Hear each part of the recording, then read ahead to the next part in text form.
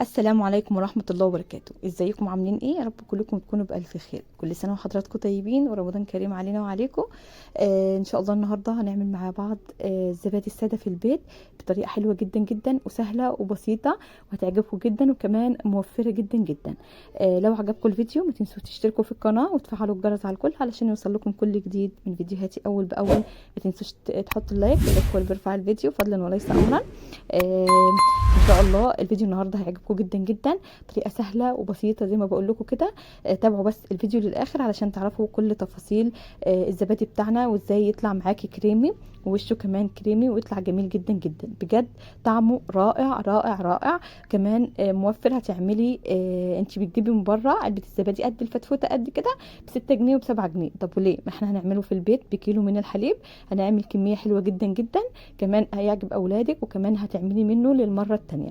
بس هقول لكم كملوا معايا الفيديو للاخر وهقول لكم ازاي هتعملوا منه تاني يوم ان شاء الله. النهارده معانا مقاديرنا. يلا بس نسمي ونصلي على الرسول. بسم الله الرحمن الرحيم. اللهم صل وسلم وبارك عليك حبيبي يا رسول الله. صلوا عليه. بص يا حبيب قلبي، انا هنا معايا كيلو من الحليب. الحليب ده بقري. لو حابين تجيبوا جاموسي براحتكم، بس انا بصراحه زي ما قلت لكم قبل كده انا ما بلاقيش الجاموسي في المكان اللي انا فيه، فعادي جدا بجيب البقري وبعمله عادي جدا. خلاص انا حطيت كده كيلو من الحليب. تمام. من عند اللبان بس لازم يكون طازه. جبته وحطيته كده في بوله على النار وعايزاه اغلي الحليب بتاعي. خلاص انا عايزه الحليب بتاعي يغلي معايا.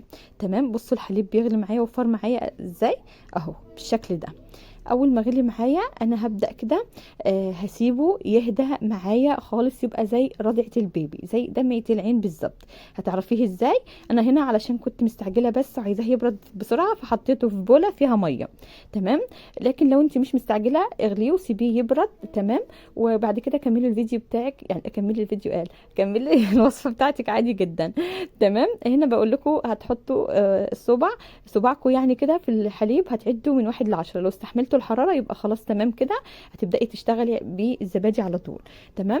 معايا هنا كوبايه من الزبادي اللي احنا بنجيبها من بره من عند السوبر ماركت. تمام. ومعايا معلقتين كبار من السكر. ممكن تستغني على السكر لو انت مش حابه، لكن طبعا الزبادي بيبقى حلو جدا بالسكر فهو مش سكر كتير، يعني هو معلقتين مش هيفرقوا كتير يعني. تمام. حطيت كده كوبايه من الزبادي. طبعا الكوبايه دي احنا عايزينها خميره بس للزبادي بتاعتنا، لكن بعد كده هنشيل كوبايه من الزبادي بتاعتنا اللي احنا عملناها وهنكمل بيها اي زبادي تاني مره هنعمله. تمام. انا قلبت الزبادي والسكر مع بعض حلو جدا جدا. اخدت برضو معلقتين كبار من الحليب ودوبتهم مع الزبادي والسكر.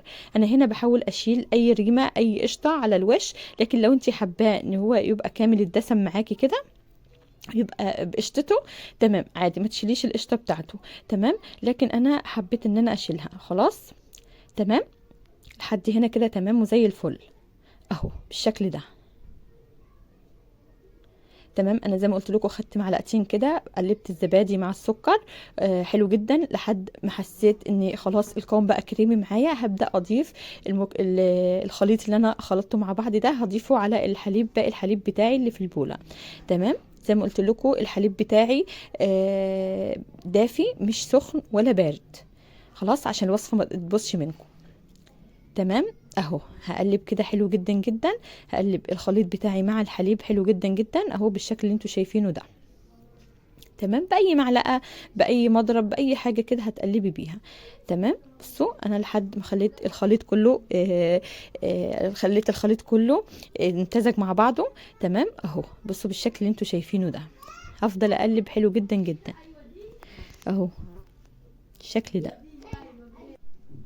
خلاص اهو بالشكل ده. تمام.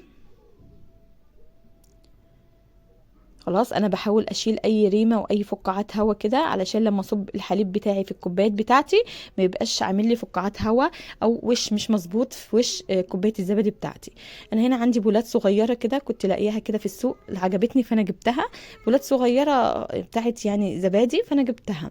تمام. ومعايا برضو كوبايات اي بولات اي كوبايات اي حاجه عندك عادي جدا صبي فيها الخليط بتاعك بس تبقى ناشفه تماما ما فيهاش اي ميه. خلاص انا هنا كده كنت جايبه صينيه تمام، وفرشت فيها فوطه من تحت، وحطيت كده الكوبايات بتاعتي والبولات بتاعتي فيها علشان ابدا اصب الحليب بتاعي او الزبادي بتاعي زي ما حضراتكم شايفين. تمام اهو انا هصب هامله الكاسات بتاعتي او الكوبايات بتاعتي او البولات بتاعتي، هصب فيها الخليط كله اللي انا معايا في البوله بتاعتي، اللي هو الحليب والزبادي اللي احنا عملناها مع بعض علشان نعمله زبادي.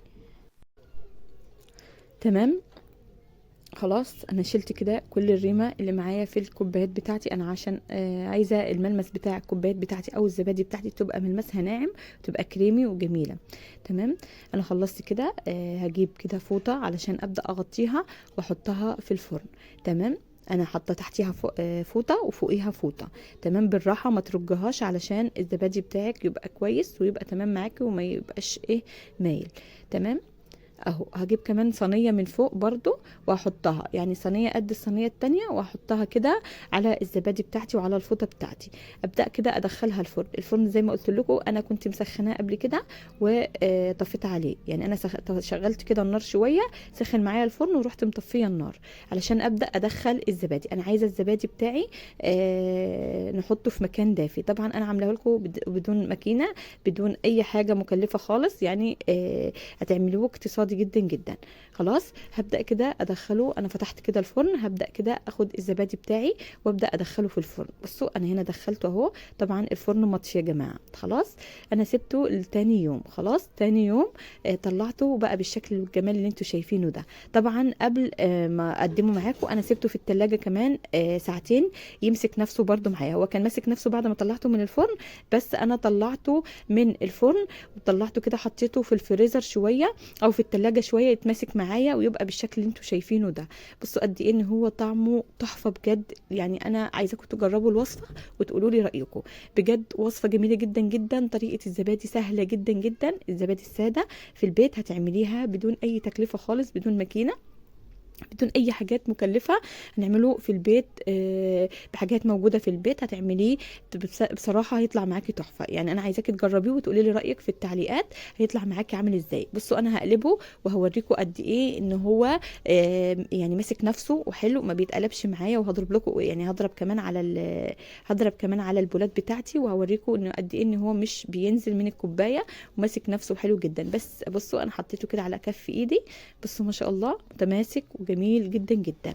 بصوا اهو، بصوا انا بضرب على الكوبايات ازاي، بس بضرب على الكوبايات ازاي علشان ينزل معايا ما بينزلش، يعني متماسك وحلو جدا جدا بدون اي تكلفه خالص. هتعمليه في البيت لاولادك هتعشقيه وهتحبيه وهتعتمد الوصفه دي عندك دايما، هتعمليه في البيت مش هتشتريه من بره تاني علشان من بره هتشتريه مكلف جدا. هتعمليه في البيت بمقادير بسيطه جدا جدا، هي علبه زبادي وكيلو حليب هتعملي احلى زبادي في البيت بطريقه سهله وبسيطه. بجد وصفه جميله هتعجبكم يا جماعه، مش قادره اوصف لكم قد ايه ان هو كان طعمه بجد والله العظيم خطير.